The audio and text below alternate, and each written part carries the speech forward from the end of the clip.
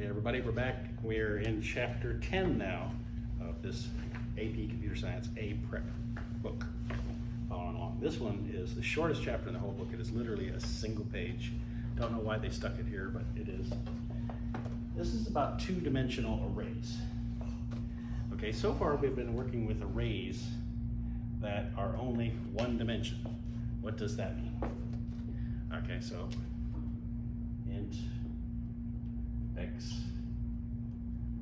is equal to new. Do I want to do it that way? Yeah, I'll do it that way.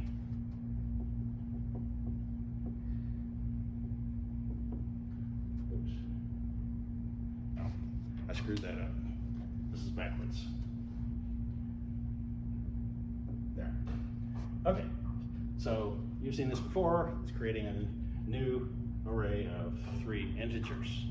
Okay, and they're all initialized to be 0 when they're created. That's great, but it's sort of limited.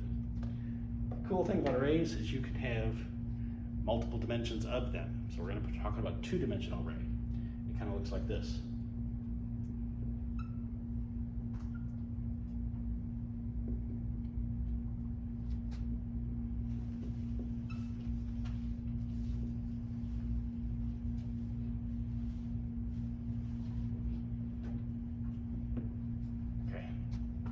So, see what I did there? I just added another set of brackets and another number over here. So what is this and why is this useful? This is essentially a table. Two-dimensional array would be a table. The first number here is your row. The second number is the column. Okay? So if we drew this out,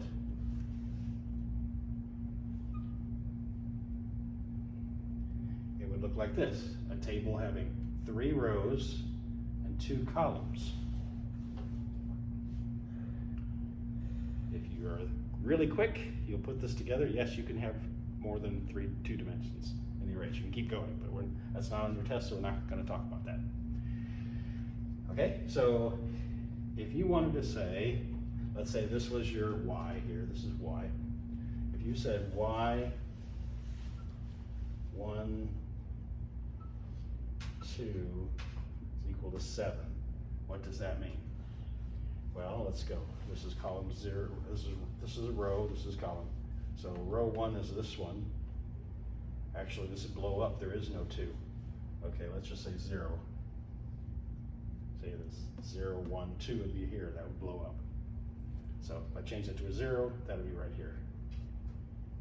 See? So if you're making a tic-tac-toe game or any kind of a table, you would really benefit from having a two-dimensional array.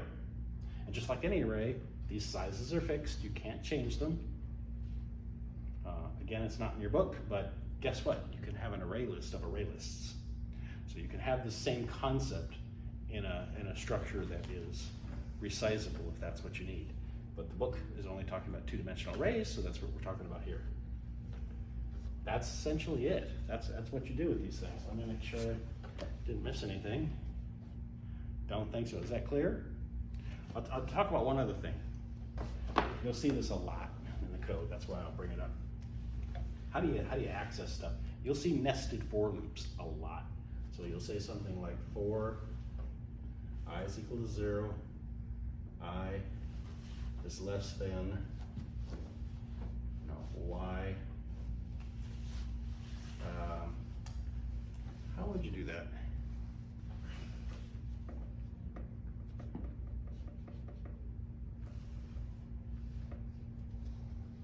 Well, in this case, this would be it's less than 3. I plus plus for j equals 0, j is less than 2, j plus plus, and then we could say y I j is equal to -3 or something. You do something, but essentially you're using I and j to iterate through the entire table. So here, this one's doing your rows, and this one's doing your columns, and here's your, whatever your action is on a particular cell. Yes, we have a question. Wouldn't J be 1 because there is no 2? No, it's less than 2. So this J will have values 0 and 1. When it hits 2, that loop will stop. Then wouldn't I be 4? Hmm? Then wouldn't I be 4? No, because we have 3 here. So that would go 0, 1, 2, and stop at 3. Because we only have 3 rows. 0, 1, 2. 3 would be here, so we stop the loop. So it goes up to, but not including that number. It is confusing. Actually, that's a good question. Because whenever we're talking about loops, these numbers represent one past the actual size, right? But when we're declaring it, these numbers are the actual size of the thing. So we say, yeah, there's 3 rows. But when we're iterating over the row, it goes 0, 1, 2, not 1, 2, 3. Computers are strange, that's how it works. But that can cause confusion. So when you declare the size, you just think in terms of natural counting. I want 3 rows. I want 2 columns. No magic. But when you're doing this iteration, you have to remember you're starting from 0. And you go up to, but not including the size. And that's the same we did for the single dimension, where we'd say like x dot length. Well, the length, let's say we had an array here of 5. 1, 2, 3, 4, 5. So there's 5 of these, right? And so we'd iterate, I is less than 5. That means it goes from 0 to 4. 0, 1, 2, 3, 4. Make sense? It's not clear, actually. That's a weird ism of programming. Okay. Thank you.